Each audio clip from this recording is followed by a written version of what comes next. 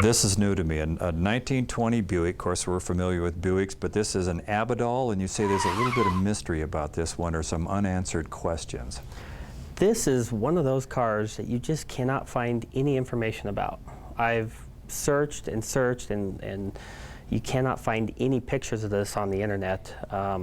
There's a little bit of information about the car itself, but not much. Do you have a feel, was this a one-off car, or did they make more? No, they made 6 of these, and the frame is a Buick frame. The body is an Abadal. The frame is actually a 1916 frame.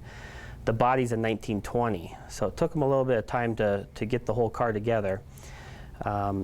It was built in Spain, and this is probably the only one that ever made it back to the U.S. So it's like, you know, people took their cars to Brewster and had them rebodied, or Hennessy and had them rebodied, right, or whatever. This one went to Abadal. Yeah, absolutely.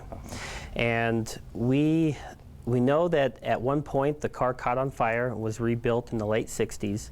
And Harold LeMay, before he died, owned this car, and along with 3,500 other cars. He had the largest car collection in the world.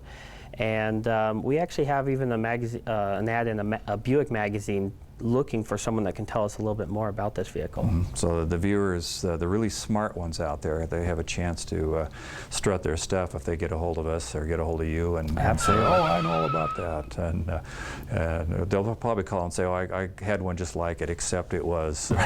Right. This looks like it was a chauffeur-driven car. We have a 6-cylinder motor in there. The poor chauffeur is exposed to the elements here, and the employer is riding in the back. That's how it looks like it's set up. Very elegant. Mm-hmm.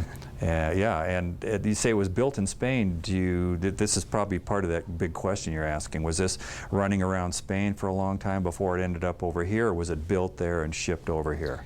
We had one gentleman come in to our facility a few months ago and said that he remembers as a kid sitting in this vehicle. And from what I could tell, that was probably about 40 years ago. So that's probably the oldest any history we know about it. Mm-hmm. The windshield frame is unique. To have a V-shape this early is unusual. It's brass framed. Lots of brass everywhere on this. They talk about brass era cars. Well, here's a brass era. But the brake light system, tell us about that. That's really unusual. Yeah, the brakes on it, on one side, when you step on the brake, the cable pulls a mechanism that flips up, and it says stop on the back. So you don't see the tail light, and then it pops up? Absolutely. Oh, I wonder why they decided that was a good idea. I don't know. Well, that's the test for the viewers here. They can get a hold of us and tell us what they know about this 1920 Buick Abadal.